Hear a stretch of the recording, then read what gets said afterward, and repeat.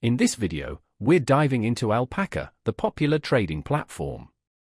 I'll share my experience and show you what it offers. Curious to explore Alpaca yourself? Check the links below. Alpaca is a commission-free platform designed for developers, algorithmic traders, and automated investing. Its API-first design empowers users to build custom trading bots and strategies using code. While supporting stocks and ETFs, it's geared towards programmatic investing rather than manual trading. My experience with Alpaca has been excellent, especially as a developer. Its user-friendly REST API simplifies building automated trading strategies.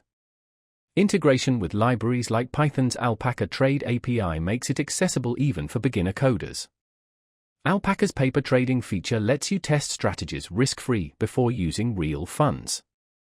This sandbox mode was invaluable for refining my algorithms without financial pressure. Commission-free trading minimizes costs, particularly for high-frequency strategies. Execution speed is reliable, and real-time market data accurate. Fractional shares allow strategy implementation with limited capital. While Alpaca doesn't offer features like detailed charting or social trading found on platforms like Robinhood or TD Ameritrade, it excels in other areas.